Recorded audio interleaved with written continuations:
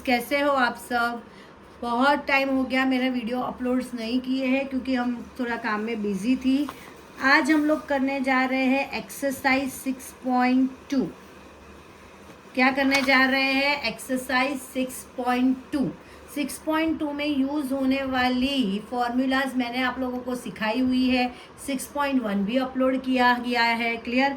आज हम लोग कर रहे हैं 6.2। क्लियर। 6.2 में फर्स्ट सम में बोला है इन द फिगर, जो फिगर हमें दी हुई है तो मैं पहले फिगर ड्रॉ कर देती हूँ। यहाँ पे मैं पहले आपको डायग्राम ड्रॉ करके बता देती हूँ।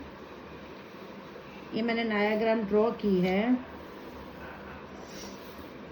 पहले भी मैंने आप लोगों को बोला है डायग्राम बड़ी ड्रॉ किया करो तो आप लोगों को समझ में आए। क्लियर। यहाँ पे ध्यान दो। This one is x and this one is y। Here in the given figure AB is parallel to CD and CD is parallel to EF. AB is parallel to CD, CD is parallel to EF दिया हुआ है। And दिया है y is to z equal to 3:7। ये given है, जो दिया है वो आएगा गिवन। क्लियर। बोला है फाइंड x, x आपको ढूंढना है। तो यहाँ पे ध्यान दो, मैंने आपको पहले भी समझाया हुआ है कि जब भी आपको कोई भी डायमेंशन रेशियो में दे तो हमें x सपोज करना है, पर हमें तो ऑलरेडी यहाँ x वेरिएबल में दिया हुआ है तो हम x सपोज नहीं कर सकते, तो हम कोई दूसरा वेरिएबल चूज करेंगे। तो a सपोज करते तो लिखते हैं let y is equal to 3a and z equal to 7a। अब यहाँ पे ध्यान दो, यहाँ पे z है हमारा इस साइड। क्लियर। अब y कितना लिया हम लोगों ने? 3a और z कितना लिया हम लोगों ने? 7a। अब जितना y है उतना ही ये नंबर 1। आप जब भी कोई वेरिएबल, मतलब यहाँ पे देखो, अगर मैं x a b c c d ये लिखने जाऊँगी तो बहुत ही कॉम्प्लिकेटेड हो जाएगा। तो इजी सॉल्यूशन क्या है? एंगल को सिंबॉलिकली लिख दो। a b c लिखो या 1 2 3 4 लिखो। मैं 1 2 3 4 ज़्यादा प्रीफर करती हूँ, तो मैंने यहाँ पे सामने वाला एंगल को नाम दे दिया 1। और this two angles are equal. What's the reason? Vertically opposite angles are equal. तो लिखूंगी here 1 is equal to y is equal to 3a। Reason लिखना पड़ेगा, रीजन नहीं लिखोगे तो मार्क्स नहीं मिलेंगे। Vertically opposite angles. क्लियर। अब देखो मेरा 1 भी हो गया, 3 है, तो 1 और z कैसे एंगल है? Interior angle same side of transversal. 1 and z वो दोनों एंगल कैसे है? Interior angle same side of transversal. और sum of two interior angle same side of transversal is 180। Interior angle sum of two interior angle same side of transversal is 180। तो लिखेंगे here 1 plus z equal to 180। Reason में लिखो interior angle same side of transversal.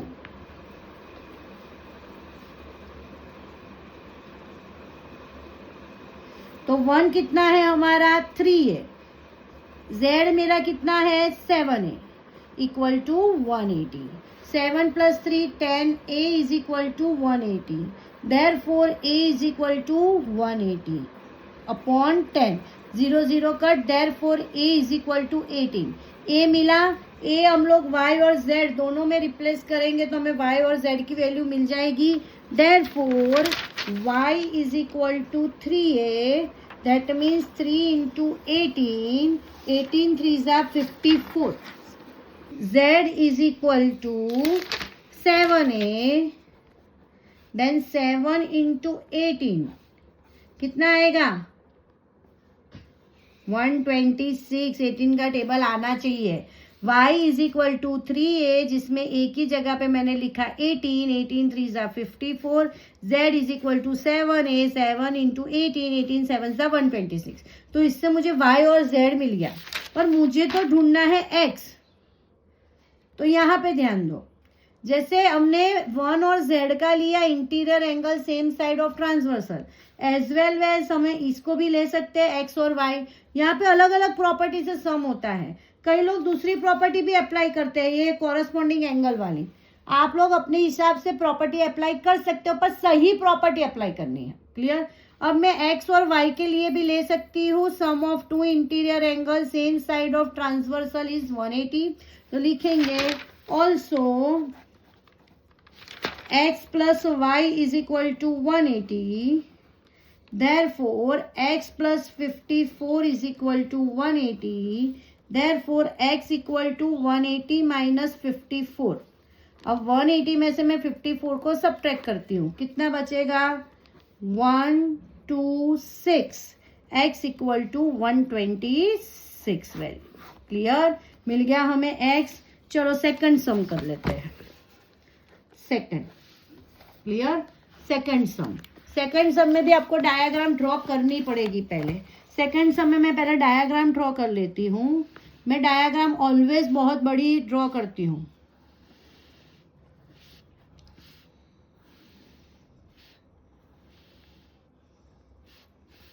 A B C D।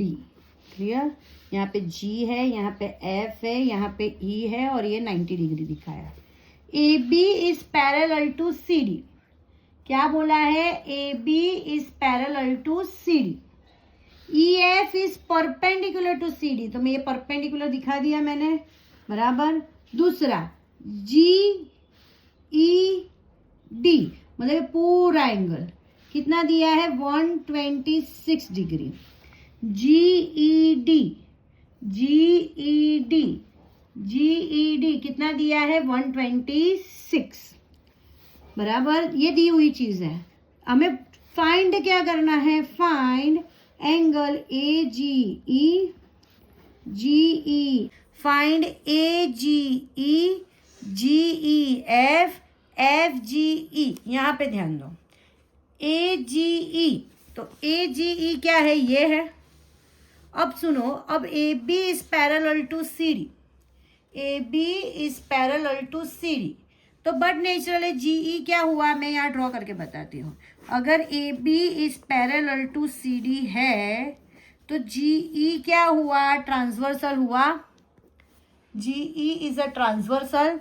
और अगर GED मुझे पता है 126 है, तो AGE भी कितना होगा? 126। What's the reason? Interior alternative angles. तो यहाँ लिखेंगे here angle AGE is equal to 126। Reason में क्या लिखेंगे? Interior alternative GE equal to 126 क्या होगा? Interior alternative angles. अब हमने ये तो ड्रॉ कर लिया। अब मुझे चाहिए GEF मतलब ये थोड़ा सा ही एंगल चाहिए मुझे। तो अगर मुझे पूरा GED पता है तो GED क्या है? Sum of this two interior angles. तो मैं लिख सकती हूँ GED। क्या लिखूंगी मैं? GED, angle GED is equal to GEF, angle GEF plus angle FED।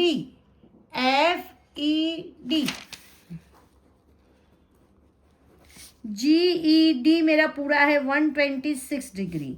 GEF मुझे ढूंढना है और FED है मेरा 90 डिग्री। तो 90 को लेफ्ट हैंड साइड ले लो, then 126 minus 90 equal to GEF। तो कितना मिलेगा मुझे? 36 डिग्री GEF। क्लियर? अब तीसरा एंगल मुझे ढूंढना है FGE।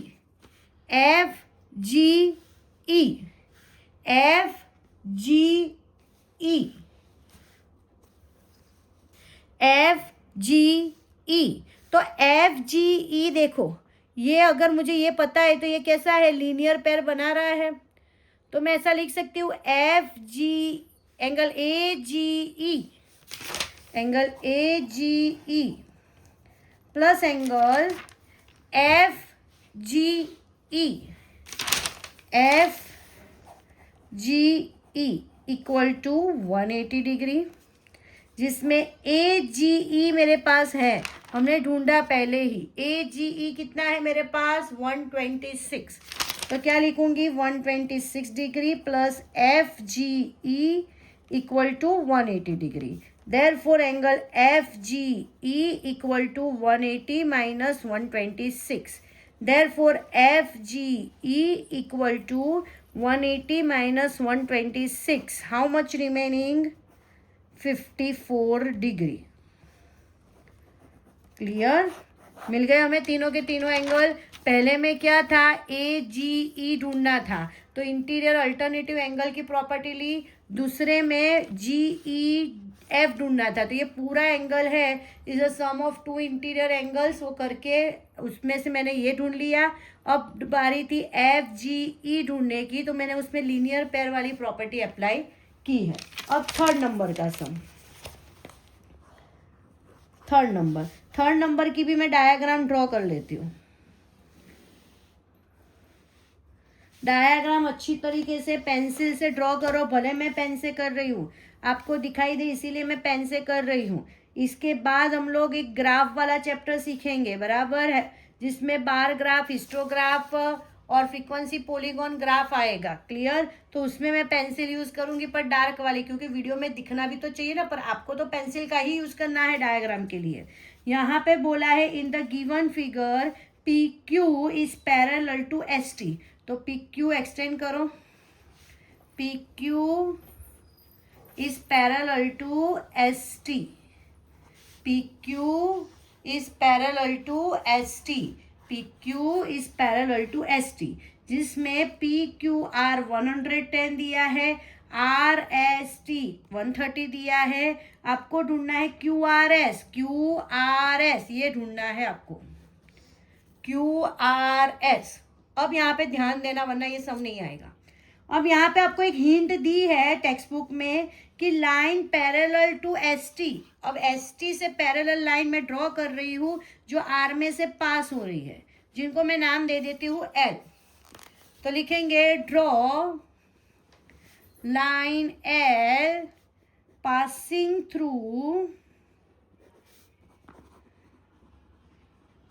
Are and which is parallel to S T, जो एस टी के पैरेलल है। क्लियर? अब यहाँ पे मेरी बात सुनो, बट नेचुरली हमें ये ढूंढना है, ये इतना ट्रायंगल बन रहा है, तो यहाँ इंटीरियर एंगल मुझे ये मिल जाएगा 1 लीनियर पेयर से, तो मैं लिखूंगी here angle 1 equal to 180 minus 110 is equal to 70 degree, और रीजन आएगा लीनियर पेयर। फिर अगर ये 130 है तो मैं ये 130 ले लूंगी कॉरस्पॉन्डिंग एंगल्स, पर इसको नाम तो देना पड़ेगा, तो मैं उसको सेकंड नाम दे दूंगी। क्लियर? तो लिखेंगे also angle 2 equal to 130 degree, जिसमें आएगा कॉरस्पॉन्डिंग एंगल्स। अब ये अगर 130 है तो इसका भी इंटीरियर एंगल मिल जाएगा, जिसको मैं नाम दे दूंगी 3। क्लियर? तो लूंगी 3 इज इक्वल टू 180 माइनस 130, जिसमें लिखेंगे लीनियर पेयर। तो 180 माइनस 130 हुआ 50 डिग्री। अब ये मुझे 50 मिल गया है, ये मुझे 70 मिल गया है, तो ट्रायंगल के तीनों एंगल का एडिशन 180 लिख सकती हूँ, जिसकी वजह से मुझे ये एंगल मिल जाएगा क्यू आर एस। तो लिखेंगे here angle 1 plus angle 3 plus angle Q R S is equal to 180। अब आप बोलोगे मैम क्यू आर एस आपने कैसे लिखा? आपने तो ट्रायंगल ये लिखा है। हाँ, मैंने ट्रायंगल भले ये लिया है, पर क्यू आर एस लिखूँ या क्यू आर यहाँ पे अटक जाऊँ, एंगल तो उतना ही रहने वाला है, इसीलिए मैंने क्यू आर एस लिखा है। क्लियर? वन एंगल का मेजर है आपका 70 और थर्ड एंगल का मेजर है आपका 50। Then 70 plus 50 plus angle Q R S equal to 180। 120 plus angle QRS equal to 180. Therefore, angle QRS equal to 180 minus 120. Therefore, angle QRS equal to 60 degree. मिल गया आपको जो चाहिए था वो। क्लियर।